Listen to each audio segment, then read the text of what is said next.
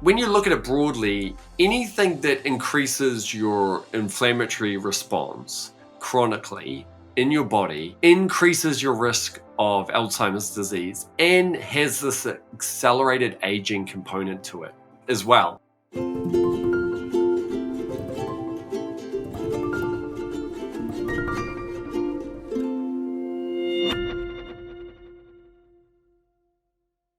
Well, hey, everybody, Dr. David Perlmutter here. Welcome again to The Empowering Neurologist.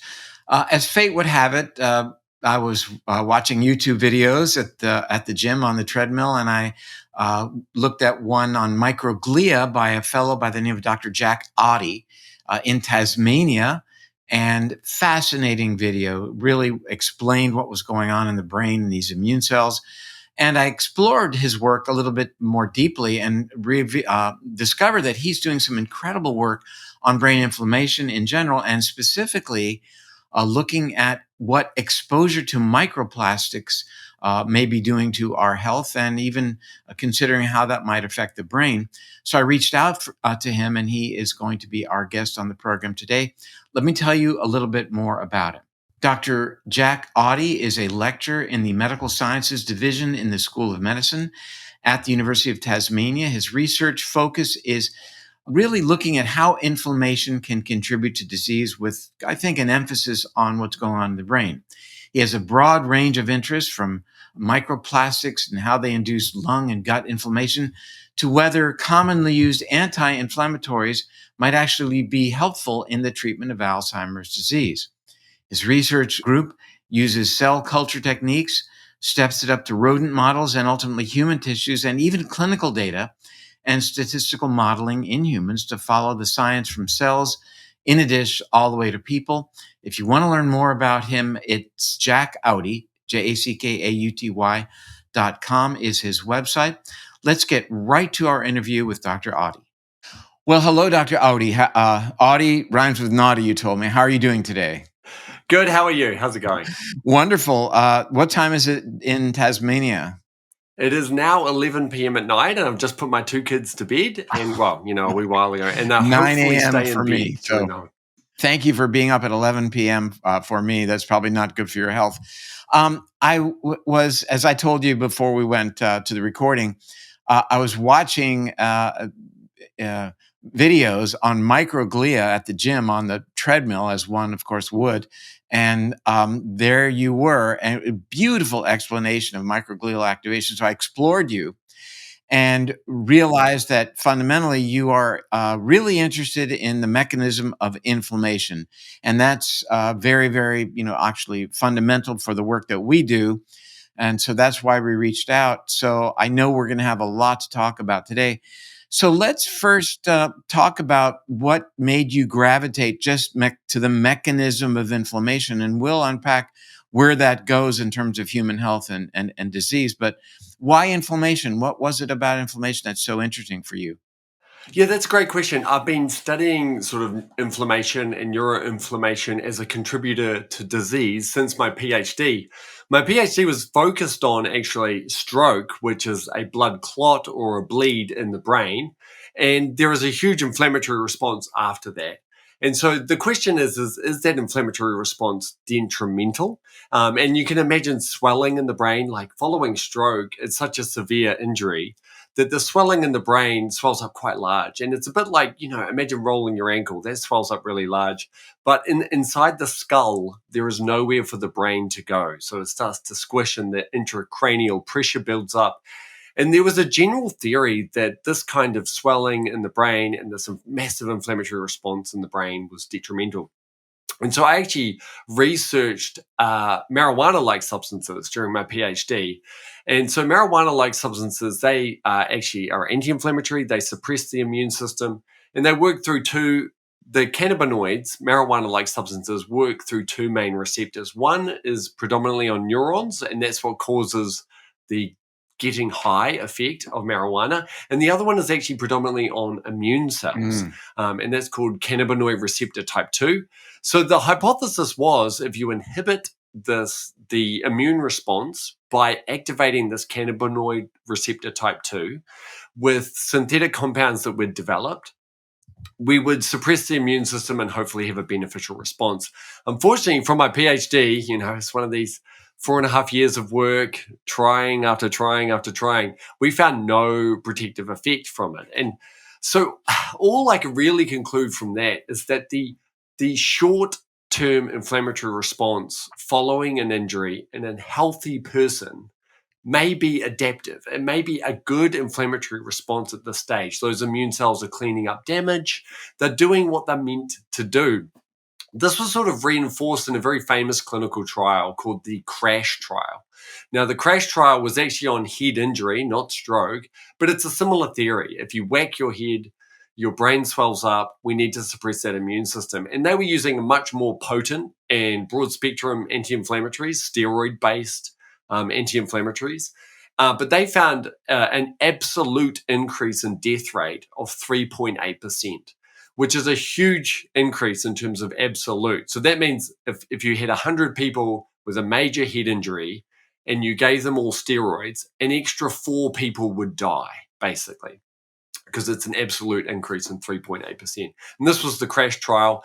And the story goes with the CRASH trial is that they struggled to get doctors enrolled in the trial because it was standard clinical practice to give steroids as an anti-inflammatory in the brain during a head injury. And doctors were so sure that it worked that they didn't want to be enrolled in the trial where some of the people would be getting a placebo. But it turned out getting a placebo was actually much better than getting a steroid anti-inflammatory. But one of the key things there is that we know that there's damaging processes that occur during inflammation. For example, there's an immune cell in your blood called neutrophils. It's the most common immune cell in your blood. And they are just packed full of broad damaging enzymes and molecules. So they would release an enzyme called MPO that actually produces, once it's out of the cell, it produces bleach, hypochlorite.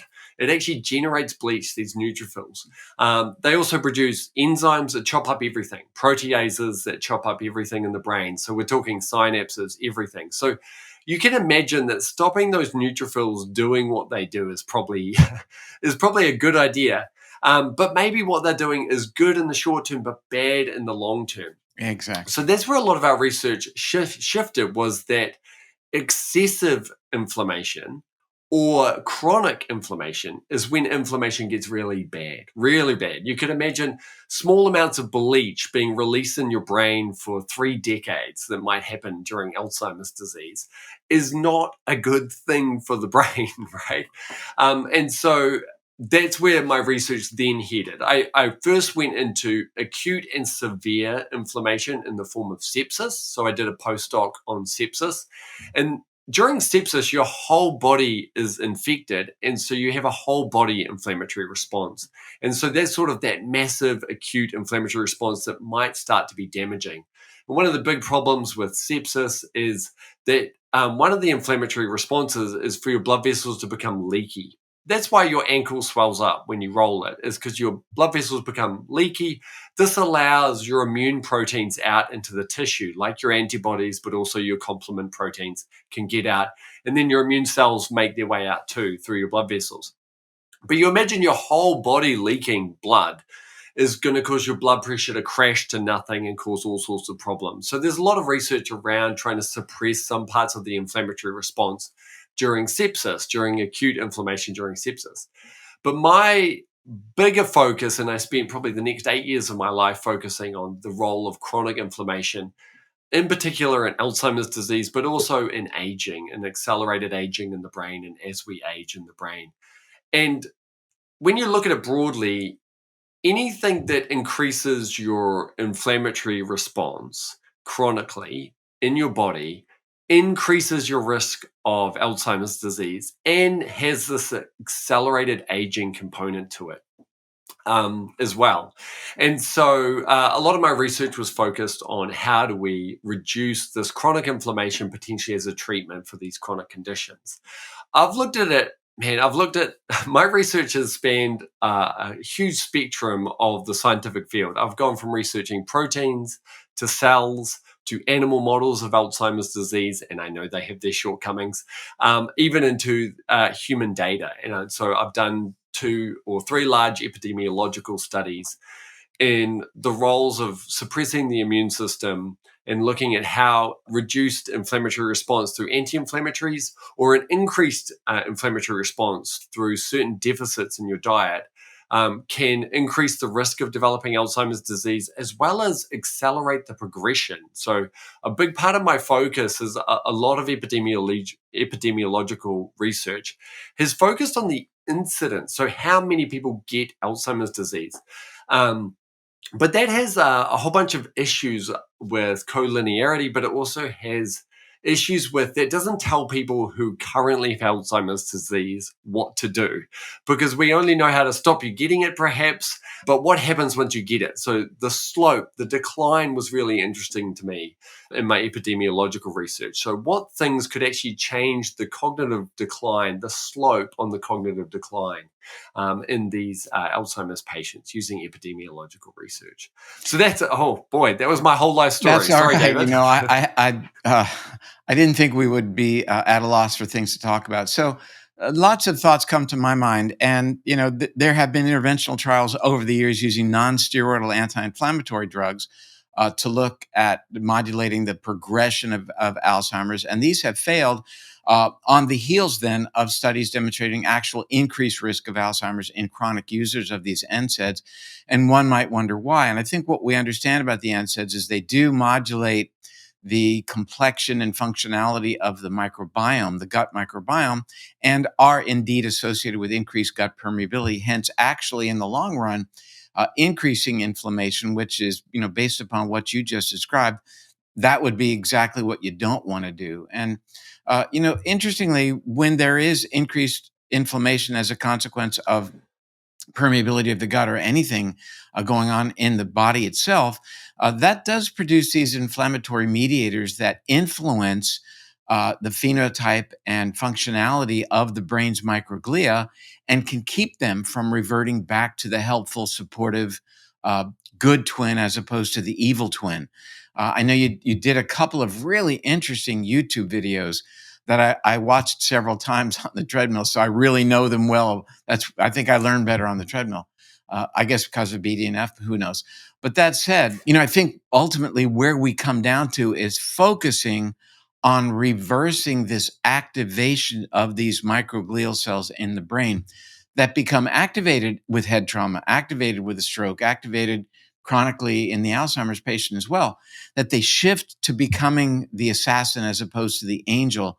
And so much research, including looking at CBD, I might add, is looking at creative ways of shifting them back to being anti-inflammatory and supportive cells in the brain so that they can help with repair. And there are 3 ongoing studies right now looking at very popular GLP-1 agonist drugs. People would probably know the name Ozempic in that class. They're getting underway at this point. Some of them are going to take 3 years to complete. But the idea is reprogramming those immune cells in the brain via this GLP-1 receptor that they possess to actually revert them back to being anti-inflammatory. Great study came out about 6 to 8 weeks ago in the New England Journal that showed cessation of progression in Parkinson's. It rested it dead in its tracks using over a 3-year period with a GLP-1 agonist. So, that could be a game changer. So, a lot of, I think, where you are going is really ultimately going to focus on those brain immune cells, the microglial cells, it seems like.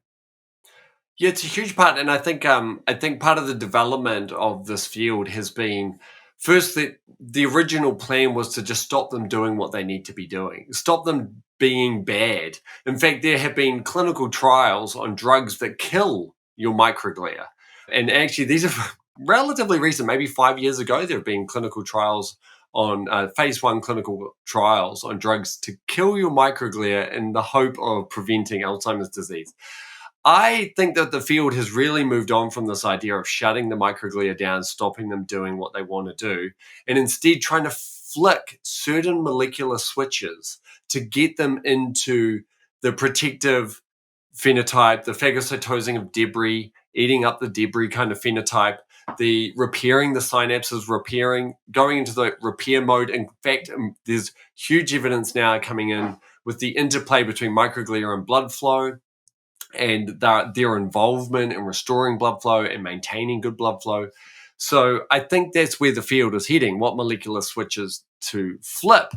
I think there is a tendency, I think every scientist does this, is that they start to see everything through the lens that they have spent their lives researching. So I've spent my life researching inflammation. And so, every conference I go to, somebody will be talking about cancer and I'll be thinking, that's inflammation. You bet. And they'll be talking about this and that. And I think it's something I try and resist because it's a very complicated area. And things like Alzheimer's disease are very polygenic. And so I certainly think inflammation is one component, and flipping those microglial switches is going to be important.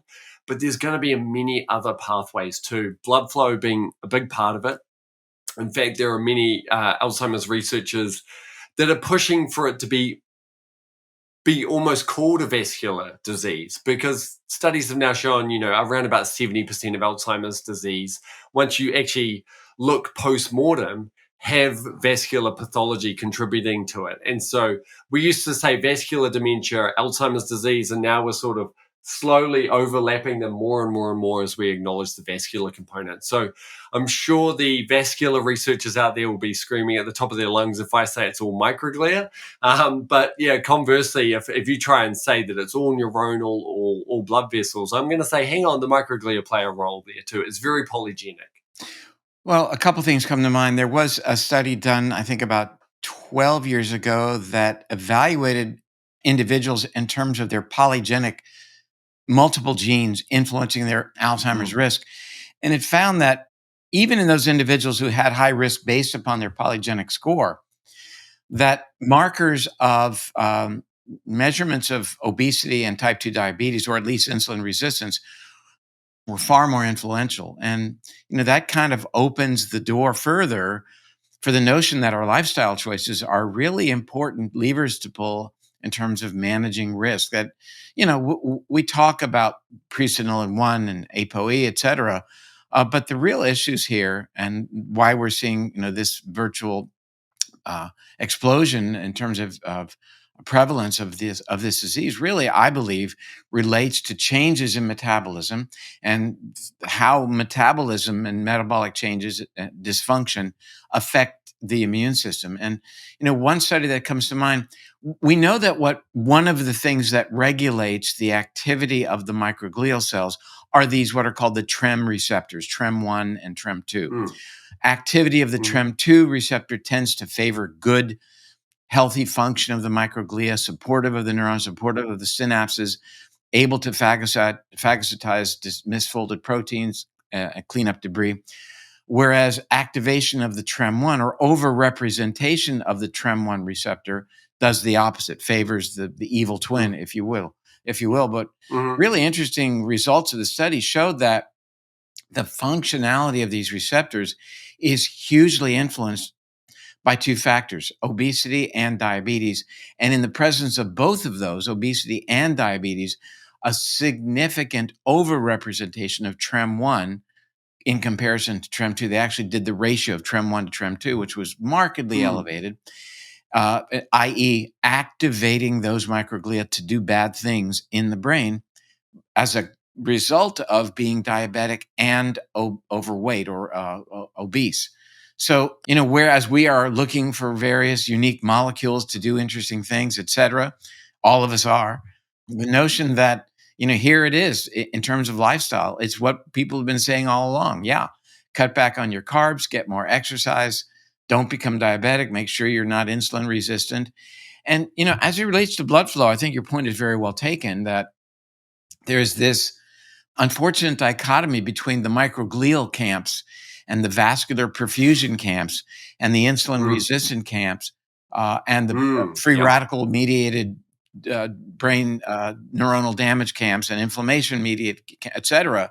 When, ultimately, I think if you take a step back and do the work, you realize there are a lot of factors that tend to unify all of these issues as being related. And when we get to the notion that, for example, nitric oxide regulates blood flow, regulates insulin functionality, i.e., insulin resistance versus insulin sensitivity, and as such regulates brain metabolism, and as such regulates microglial metabolism, everybody's really pretty much has a unique nuance of their language, but pretty much they're all speaking English with different accents, if you will. I guess that's an interesting metaphor, but it all comes together. And that's what's so exciting right now is the dots are being connected. And for us to have focused, I use the term us a little bit liberally, on beta amyloid as being the cause of this disease has been incredibly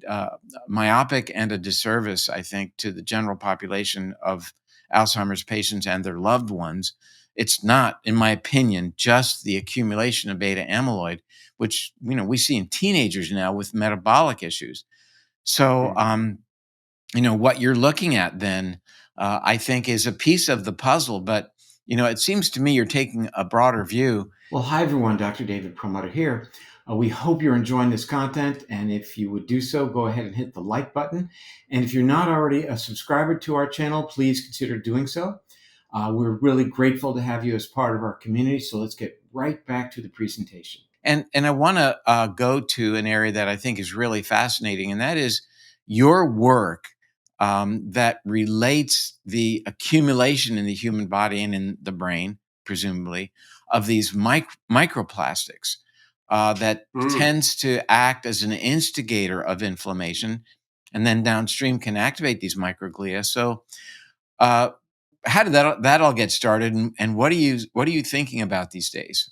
Yeah, so that's actually an interesting story. So we were looking at the molecular switches that are turning these microglia on in general in Alzheimer's disease.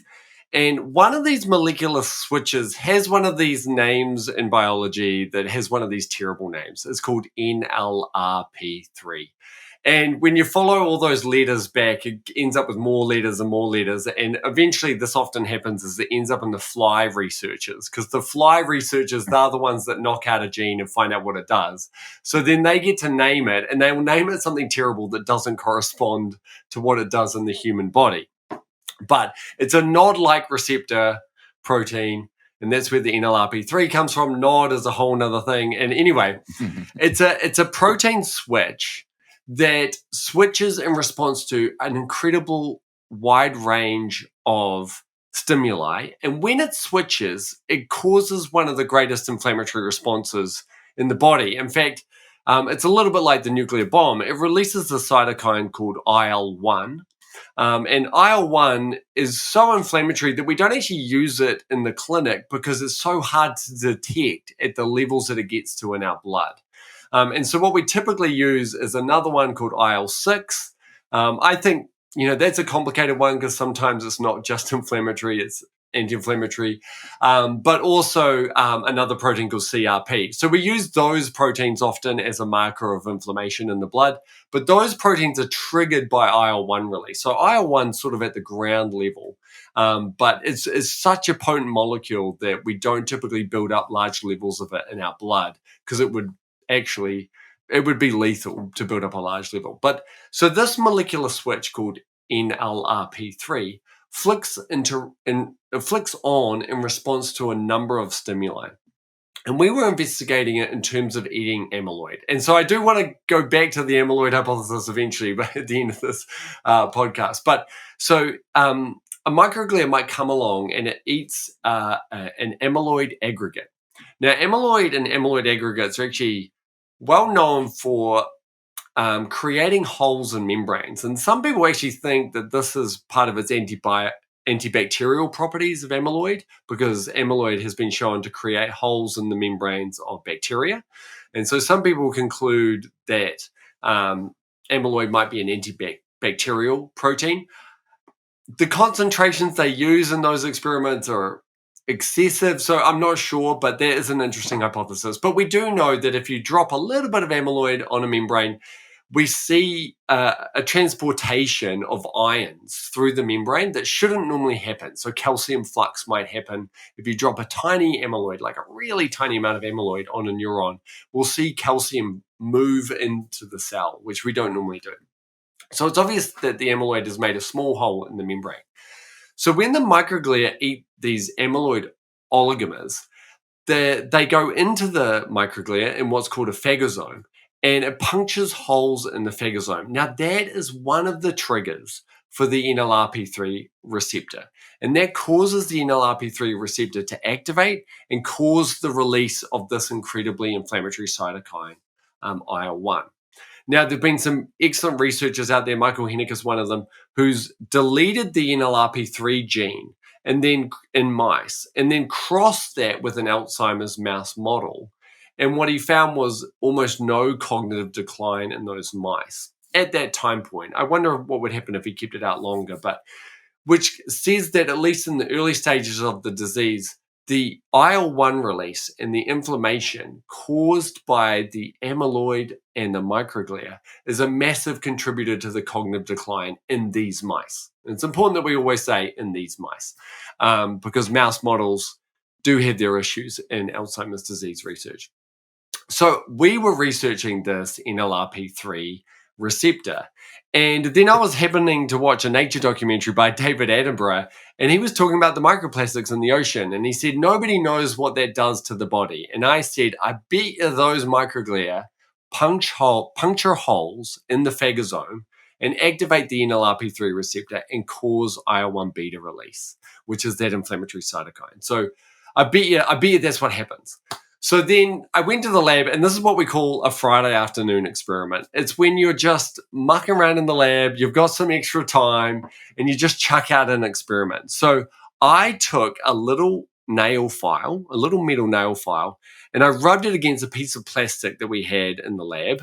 It was just a tube that you store a sample in. It sounds very sophisticated. Very sophisticated. And then I collected the microplastic, I sterilized it, and then I put it on some immune cells in a dish just to see what would happen. And I actually got a greater inflammatory response in that dish than in the positive control. So in every experiment, you often put something you know is inflammatory so you can compare it and make sure that all your experiments are working. And this was actually way more inflammatory than our positive control, which is essentially a fine crystal powder, silica, which causes a disease called silicosis. If you ever breathe in cut stone, that causes massive inflammation in the body. So if you're ever cutting stone with an angle grinder, please wear a mask. It can absolutely kill you. Anyway, that's the positive control for NLRP3 activation. And the plastic was outperforming it. Now, obviously, that wasn't very scientific. So my next step was to buy in a bunch of microplastics. And there are companies that will provide you with microplastics. Interesting. And they weren't inflammatory. And I was confused. I was like, why aren't these new microplastics inflammatory? But you look at them down the electron microscope, they're perfectly spherical. These microplastics that you buy from the company, which is not what you get out in the wild. So I needed a way to engineer microplastics in a consistent way. And I actually went to the engineering department, and they were making parts for space equipment. And so they could actually mill metal down to sub-micron accuracy because they were designing parts to go on satellites as well as in airplanes. And I got them to mill plastic down to sub-micron levels. And when we did this, we found that we ended up with a more natural-looking microplastic fragment, which had edges and spikes, and these were back to being incredibly inflammatory. And we went through the sterilization and everything just to check that it wasn't a contamination issue. And we actually competed against other substances to see, such as silicon, and I've even tried, we tried rubber, and rubber turned out to be quite inflammatory as well. We've now tried a huge range of plastics, and actually we're finding weird things like the color of the plastic is actually affecting how inflammatory it is, possibly because of the chemical contaminants that are inside it. Now to share with you some research that hasn't been published yet, but it's very exciting, and it actually involves a hormone that you just mentioned a wee while ago.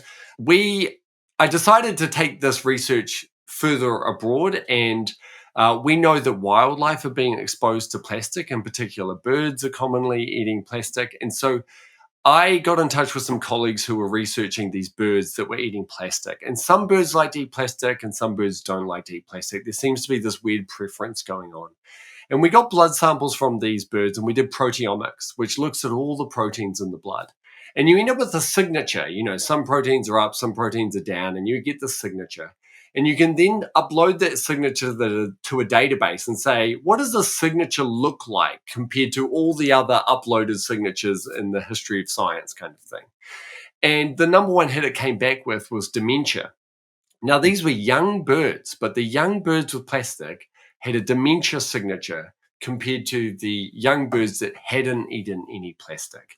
And one of the key proteins that was identified that generated the signature was BDNF. And the BDNF levels were actually half of the control birds, the birds that didn't eat plastic compared to the birds. So now, this is happening this week, I'm growing neurons in a dish and I'm growing microglia in a dish. And we're going to measure the BDNF levels that come off after we activate them with microplastics to see what's going on there. Gosh, that Yeah, implication it's wise, terrifying. yeah. I got a question yesterday on social media. What can I do to rid my body of microplastics? What kind of answer can you give a person like that? How does one do that? Maybe you have an answer. I don't know, but I just said avoidance. Yeah, avoidance is the thing. Avoidance. Stop drinking out of plastic bottles, and all the Mm. things that you're hearing about, we should be avoiding. But it's interesting then that you're saying this NLRP3 inflammasome activation via, and we know that mechanistically what's going on back to the microglia is that these DAMP receptors and PAMP receptors and even RAGE receptors are all ultimately funneled through activation of NLRP3, which ultimately leads Mm. to transcription, activating the transcriptome and creation in the brain of these inflammatory mediators as well. And the notion that microplastics, which I guess can get through the blood-brain barrier, one wonders. So there's been a few studies on that, and that's a question that we've yet to ask. Is it the chemicals that leach out of the plastic, or is it the microplastics themselves that are getting into the brain? And we don't actually know the answer to that question yet. There have been some studies that have, taken those perfectly spherical microplastics that I was talking about, and they're loaded up with a fluorescent dye, and they've seen the fluorescent signal in the brain. So they think that the microplastics are getting into the brain. However, a follow-up study said, hang on, we've actually noticed that in the body, the fluorescent dye that's in the plastic can leach out. So maybe you're just looking at the leached out fluorescent signal in the brain. They did try to follow it up with electron microscopy and showed. So I think that these small microplastics can cross barriers. One of the reasons for that is the barriers in our body are largely made out of oils. So our membranes of our cells are oils, right? So they're phospholipid membranes. So the lipid part is the barrier, and that's most of the barriers in our body are made out of that. So if you take something that's oily, it typically gets through all of our barriers in our body. So, cannabis oil is one of that. It can obviously get into the brain because it's oily and the barriers in our body.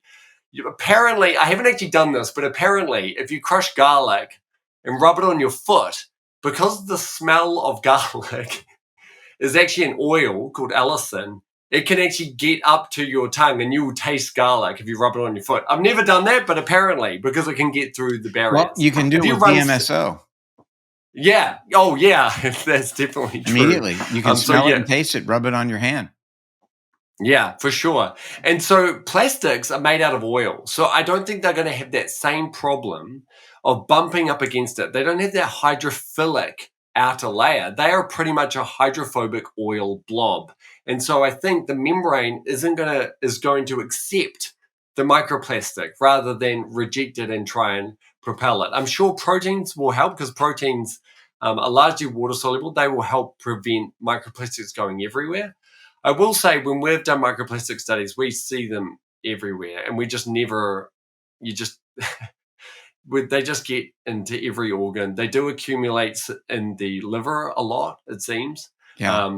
and that's partly what the liver does. It has this thing called the liver sieve, which is able to sieve out these microplastics. But yeah, In terms of avoiding them, I do have a couple of tips. Okay, fabrics are the secret source of microplastics in your in the household. There have been several studies, one in Australia, in fact, that showed that 40% of household dust is microplastics. And our fabrics are often sneakily just plastics. They're polyesters, polystyrenes, etc. So every time you take them off, put them back on, you're just shedding microplastics into the air. And your carpet is probably a nylon carpet, and that's going to be shedding microplastics. All those soft toys that people buy for babies, all those soft outer fluffy toys, those are all microplastics. And so I just strongly recommend people move to natural fibers on all of those, because those are the sneaky source of microplastics in our households. There's a lot to think about here. It's going to be an Mm, interesting afternoon for me. There's a lot, you planted a lot of seeds. Study came out, I guess, 3 months ago. I'm sure you saw it, looking at measurements in carotid artery plaque that was yeah. removed at the time of endarterectomy, Mm, and stratified versus low versus high levels of microplastics, and then followed these individuals over, I think it was 3 years, and found that yeah. those with higher levels of microplastics in their carotid artery plaque that was removed had I think a 3.4-fold increased risk of major cardiac event, major adverse a cardiac event during that 3-year period. So one presumes that might have something to do with inflammation. And in back to the notion of getting into the brain, we know that with age, our the competency of our blood-brain barrier declines. A and B, that now we're recognizing that microglial cells themselves are playing a role in maintenance of the blood-brain barrier, and that is less effective as they phenotypically change to the M1 phenotype and are less able to be supportive of a good blood-brain barrier. So this is concerning. Let me shift gears a little bit. You've done a lot of work in terms of looking at lifestyle factors that relate to Alzheimer's risk, but you focused significantly, I think, on zinc. And why so? And what have you found?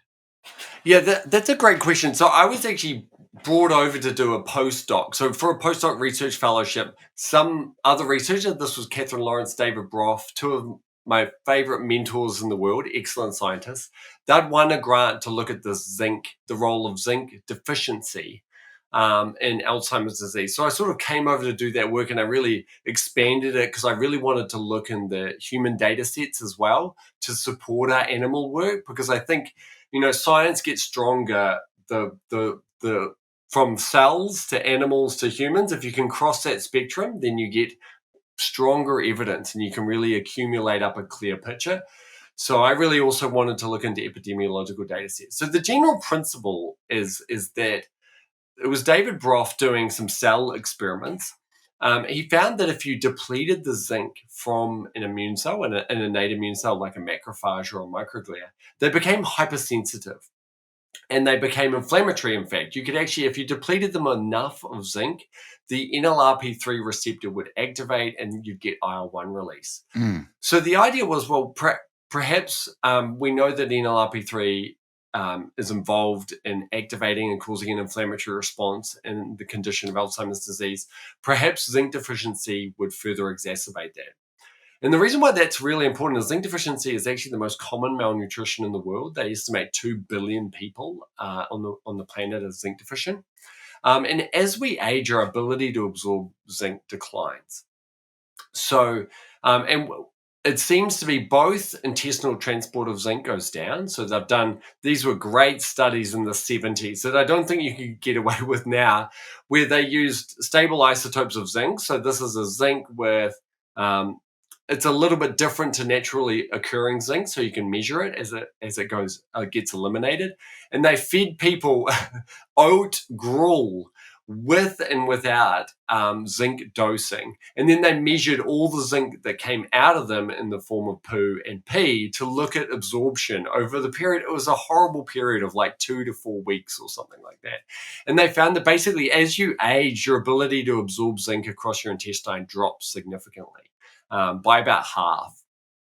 And we also know that elderly people are more vulnerable in terms of what foods that they get. Say they can get put in homes, and these homes can have poor conditions, with poor food being provided to them, particularly low zinc foods, which require sort of a diversity of reasonably expensive foods. Things like shellfish and nuts, which are more on the expensive ends of things, are high in zinc.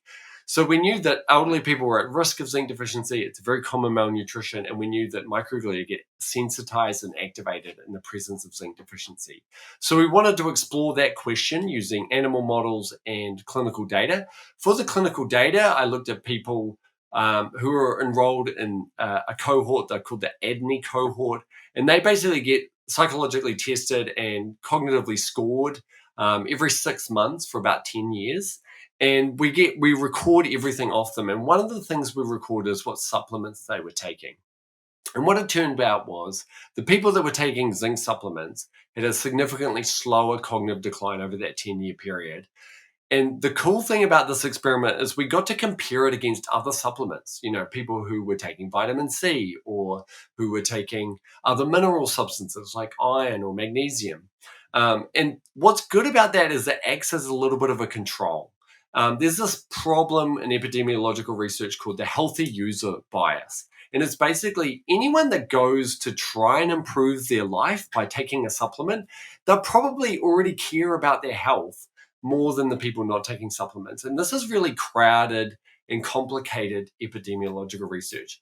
You mentioned NSAIDs earlier. I think this was one of the big problems in the NSAID research. If you look at people who are currently taking NSAIDs, you'll see a lower prevalence of Alzheimer's disease compared to people that aren't taking NSAIDs. But I suspect that's the healthy user bias. They're out there trying to treat their arthritis. They want to keep moving. They want to keep pushing through their potential pains, where there are people that just sit on a couch and they don't want to take any treatments. They don't want to go for a walk, so they don't care about their arthritic ankles. And so I think that's one of the NSAID problems. But then when we went and did the clinical trials, the NSAIDs failed. And so the epidemiological data led us astray here. But the cool thing about that zinc study is we got to compare it against copper and iron and magnesium and calcium, which gets rid of that healthy user bias. It says, if you were taking a supplement and you happen to take zinc, are you going to have a slower cognitive decline from old age or mild cognitive impairment or Alzheimer's disease? We actually tracked all three of those levels. And then we repeated that study in the mice. So these mice are genetically engineered to get Alzheimer's disease. And it turns out if you make them zinc deficient, they get it much faster. They get their cognitive decline much faster.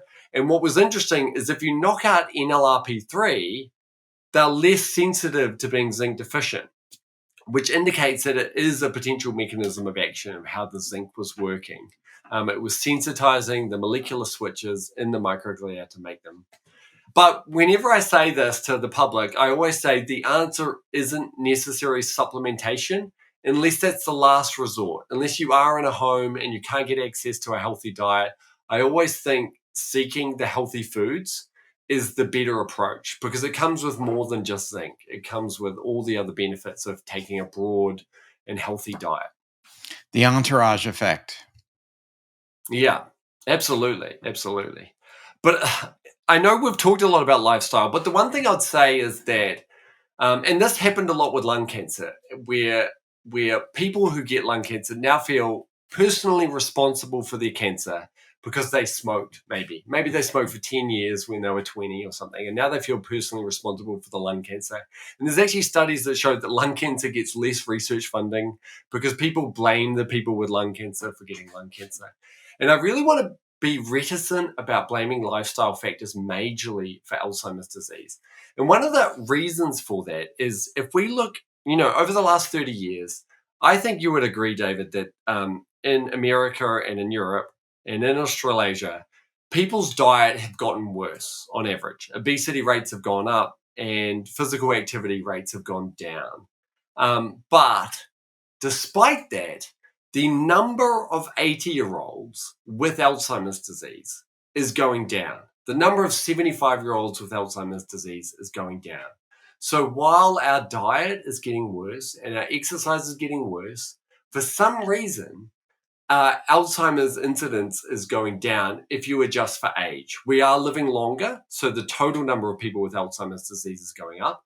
But once you adjust for that and say, okay, if we've got 180-year-olds picked at random today, how many have Alzheimer's disease? It's probably around 30, and it probably was around 33 10 years ago, and probably around 36 20 years ago. So for some reason, the Alzheimer's incidences are going down. Now, the vascular people we were talking about, the vascular people will say the answer is statins and beta blockers, because we're now controlling blood pressure better, we're controlling cholesterol better. So perhaps that's why, while obesity is going up, heart attacks are going down and Alzheimer's is going down, is because we're now more effectively controlling some of these problems with drugs. I don't think drugs is obviously the right way to go, and I think it would be way better if we just had naturally good low blood pressure and naturally good statins. But I just would warn against the idea that lifestyle factors are a 90% contributing factor to Alzheimer's disease. I wouldn't put it at that magnitude. I would put it much, much lower. And I know that probably goes against your thesis, David, but I just find it that I just think I know plenty of fit people with Alzheimer's disease. I just think that blaming diet and gluten and other things is too overstating the effects of lifestyle factors. I don't know what do you think about that? Well, I think that whether we're overstating it or understating it, it is a variable over which we have control. So if it's 90% or it's 10%, doesn't matter to me. Even if it's 10%, if we can, get the messaging out that raising that exercise is not only associated with reduced risk, but we see interventional trials that demonstrate better memory function, enlargement of the hippocampus over a 1 year period in exercisers, aerobic exercise versus stretching. So, looking at sleep, looking at keeping blood sugar under control, I think these are levers to pull. Are they 90%? That's a big number. I don't know, but in the absence of anything else right now, if there were, for example, an Alzheimer's drug that were effective, well beyond this notion of targeting beta amyloid, I'd be all in. I would absolutely be all in. And I think I think that when, for example, there are 3 trials that are either ongoing now or scheduled to start this year, looking at GLP-1 agonists in the treatment of existing Alzheimer's disease. Semaglutide study is 14 milligrams of semaglutide orally a day. That starts middle of this year. I'm all in. If that, does what I think it might do, and I'm actually very encouraged based upon the mechanisms that you and I have discussed today. So I'm all in as far as that goes. But I think absent any of that, what else do we have? We're not going to modify our genome if you're APOE4 or 44. Yeah. So one example of a study that you probably heard of it, the Finger trial. If you heard of the Finger trial, yes, it's the Finnish lifestyle trial. And so for 2 years, these people had weekly meetings with dietitians, and they had personal trainers given to them, and they were over 65. And what they saw was a very tiny, kind of disappointing, but a tiny improvement in cognitive function over 2 years. And so it was a little bit disappointing, but it was statistically significant, but it was only tiny. They're now repeating it in the Singer trial, which will be in Singapore, and the Pointer trial. America decided to get away from the Inger suffix. Of course. The Pointer trial in America, they've gone off and done their own version. But it's all based on the fact that, let's give them dietitians and personal trainers and everything. But the cognitive result was disappointing, but I tell you what was excellent.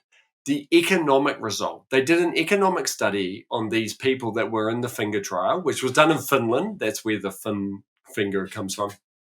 They did an economic study, and it cost a lot of money. They had to pay for dietitians and personal trainers, so it cost a lot of money to run the trial. But then once they did the economic study of it, they found that they saved the government money because there were fewer falls, there were fewer heart attacks, there were fewer prescriptions for antidepressants, fewer prescriptions for cardiovascular interventions. And so it actually by spending the money to change the lifestyle factors, the government saved money by not having to provide other medical interventions. And that is my favorite result from the finger trial. And, it might put me, we don't want to get political, but it might put me more into the socialist camp, because it says to me that if everyone had access to healthy food, great advice, a free gym membership, I think social sports are probably even better. I'm We would save 100% money. there. I mean, I don't know Yeah, if in Tasmania if you have pickleball, but pickleball yeah, has taken over America. And when I go out to the pickleball courts, it's people my age. I'm going to be 70 and or older. I'm not the oldest guy there, and they're talking and they're waiting for their next game, and they're playing an aerobic sport that challenges their balance and their reaction time. God, what could be better? I'm yeah. all in. That actually reminds me of a study where they compared walking. I think it was 10,000 steps versus ping pong. And they actually found, they measured cortical thickness and they measured cognitive performance. They found that the ping pong was better than the walking. Yeah. And they said the social component, but they also said, this is what the authors are now extrapolating from their data. None of them had played ping pong before. So now they're doing a cardiovascular social exercise that requires a bit of learning, a bit of new motor pathways, reactivating that brain and trying something new. And Yeah, and I reaction time and 100% think eye-hand that's, coordination as well. So, ping yeah. pong. I have a friend named Dr. Daniel Amen, and he is a Mm. huge proponent of that. I want to leave one last thing I wanted to mention. Then I wanted to go on to talk about the Adrift Lab. Are you still working with the Mm. Adrift Lab? Okay, Oh, and then yeah, just yeah, we were just out there. the notion of zinc. And I remember back in residency that real zinc deficiency caused something called acrodermatitis enteropathica. I'm sorry, I remember that.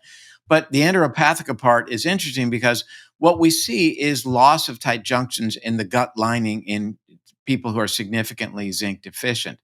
And Mm. getting back to our discussion earlier, that permeability amplifies the availability of these inflammatory cytokines in the body, which influence in the brain. We do know that they make their way into the brain. The function of these microglia cells. So yet another mechanism whereby zinc deficiency may be an issue. Tell us about the Adrift Lab. What goes on there, and why do I want to Yeah, visit? so the Adrift Lab is a group of scientists, Jennifer Lavers and Alex Bond and myself, and we always have a huge cohort of PhD students and honors students, and we're researching the effects of plastic on this environment, on the environment and on health and the wildlife. And it's been a really interesting collaboration because basically Jennifer Lavers and Alex Bond are ecologists and environmental toxicologists. They're not people that have a deep knowledge of the proteins and the mRNA and all that kind of stuff that's going on inside the body. But I saw that they were researching plastics effects on birds across the world. And they also look at a number of other things like plastics in the environment, what it does to the soil, and all this kind of stuff. And I said, hey, why don't we collaborate? Because I know a lot about what's going to happen in the body with the inflammation. And you guys have years of experience working with all the animals that are getting exposed to the plastics. And so we collaborated, and we are, it's actually really tragic. These birds are called shearwater birds. They're supposed to go fly for 5 years. And if they're not healthy, they don't make it. They actually can't even make it out of the forest. And they're supposed to go fly above the ocean for 5 years. They go from Lord Howe Island, which is near Australia, out to Japan. And what we find is they get washed up. They're so full of plastic they get washed up, and we then humanely euthanize them, and then we study what's happening to them when these birds eat plastic. And we compare them against animals that are dying of, sometimes they die of starvation because the parents abandon them. Sometimes they die of roadkill. They might get hit by a car. So we compare them against that. And when we opened up the first bird and it was full of plastic, I said, that's massively inflamed. And Jen and Alex go, how do you know? How do you know that's inflamed? But it was glossy and it was puffed up and it had all the signs of inflammation, but they didn't have that experience. So that collaboration allowed us to make all these new discoveries. I actually designed an experiment on the spot. It's called the wet weight, dry weight experiment. So if you weigh tissue and then you let it get bone dry and weigh it again, it'll tell you the water content of that tissue. And if it's inflamed, it'll have more water in it. And we immediately saw that the organs of these birds that had eaten plastic were more inflamed than the organs of birds that have died from being hit by a car, for example. So there's chronic inflammation going on in these birds that have eaten plastic. We've since had a really successful collaboration. We've done histology now, and we've shown fibrosis all throughout the liver, the kidneys, the stomach, and we've actually defined this as a new disease. We feel like it deserves a word that we can attach to it, and it's called plasticosis. And osis is just a medical suffix that means a prolonged dysfunction, and it's often associated with a buildup of fibrous material. So asbestosis, the alcoholics have probably heard the word cirrhosis, which is a fibrous chronic condition that affects your liver. And so it's the osis suffix is something that we attach to designate a prolonged dysfunction. And so there are other diseases like silicosis, which is when you breathe in silica dust, or asbestosis, which is when you breathe in asbestos dust. And so now we feel like we've got enough of a picture about what's going on in the body to define this new disease, plasticosis. And unfortunately, I think we're probably going through plasticosis right now in small levels, probably mainly in our lungs would be our first site of exposure where things get really damaged. I wouldn't be surprised if the gut was extra leaky and inflamed. Because of plastics getting embedded in there and causing IL-1 release, tight junction breakdown, all of that kind of stuff. So it's been a wonderful collaboration with the Adrift Lab, and we're ongoing now. We think we've got a blood biomarker for plastic exposure, so we're now validating that. Can we just take a blood sample to know how much plastic you've got in you? And we're now actually building out even more. We're getting human samples now to see what's happening with the plastic exposure. We've got human samples, we've measured the BDNF, and now we just need to quantify the microplastics to see what's happening there. So you'll be able to correlate then a marker of plastics, either actual or surrogate, with BDNF. Yeah. Wow. Yeah. So that's the next one on the cards there. We're applying for grants like mad because that one's actually quite an expensive one. It's quite expensive to measure plastics. Wow. Yeah, it's not a cheap experiment. Well, Jack, I think it's clear we're going to have to touch bases in a period of time, maybe a year or two, to hear what you've discovered in all these interesting areas that you're looking at. And you're doing such great work, and it's well beyond the work. It's the fact that you have this presence in media to get this information out that I think is so powerful, because it changes people's perspective, about what's going on around us. And I think that can be very motivating. So I want to really thank you for spending time with us. It's probably close to midnight your time. So that's very, very kind of you. Well, thank you very much for your time, David. Great. And we'll talk soon. Listen, how can people follow you? Where can they find you? Well, I used to be on Twitter, but I'm finding it's just too hard to be around anymore. So I would recommend going to the YouTube channel. I also have a website, which is just jackauty.com. AUTY.com. AUTY. I'm very happy for anyone to email me as well. I spend a lot of time emailing the public as they come to me for advice about I know that. I things. reached out to you cold call, and you immediately responded. And I think you were on your way to do some kind of field work, right? Yeah, we were going out to an island with no internet to look at plastic affected animals at that point in time. Yeah, so we had a bit of a media blackout. We sent an email and then we couldn't talk to each other because you were on a yacht and I was on a nearly deserted island. And so, yeah, is that right? You went yachting? Is that right? No, actually, the trip that I had told you I was going to take, I did not take because I had a back injury. I put it off and ended up going just very much more recently than that. But no, it wasn't. It was just a trip over to the Bahamas. Yeah. Yeah. Was it pickleball? I wasn't looking for microplastics, actually. I was looking for something called bonefish. But we'll talk about that another time. Again, thank you again, and we'll stay in touch. Well, we certainly got in the weeds today, and I think maybe I did this interview more for me than for everybody else, because you can see there's a lot of interest on my part. But I think the take-home message is that, let's say, inflammation is a cornerstone player as it relates to what makes a good brain go bad. that these brain immune cells, these microglial cells, can shift to being bad from good. They could shift from being friend to foe based upon things like inflammation, exposure to various chemicals, etc. Our mission is to try to shift them back to being helpful. And finally, that microplastics are a clear and present danger for which we don't have a real answer, with the exception of course, prevention. Again, Dr. Auty's website is Jack, J-A-C-K, Auty, AUTY.com. Thanks to him for staying up late in Tasmania to join us on the program. And thank you all for joining us today as well. I'm Dr. David Perlmutter for The Empowering Neurologist, and we will be back soon. Bye-bye.